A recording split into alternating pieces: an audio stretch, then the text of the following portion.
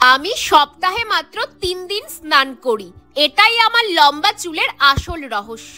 Comment box জুড়ে তোমাদের সবার একটাই কথা, দিদি এই লম্বা ঘন চুলের রহস্য আমাদের সাথে শেয়ার করো। নাও বলে দিলাম, বুঝতে পারছো না তো?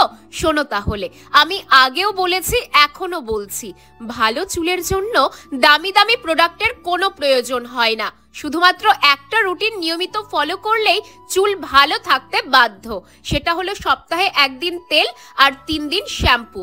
কিচ্ছু না, শুধু ভালো করে সপ্তাহে 1 দিন তেল দাও যেটা তোমার স্যুট করে, আর 3 দিন শ্যাম্পু করো। ব্যাস, আলাদা করে কিচ্ছু করতে হবে না। মাথার স্ক্যাল্প পরিষ্কার থাকলে এমনি চুল পড়া কমে যায়। এবার বলি আমার 3 দিন স্নানের ব্যাপারটা।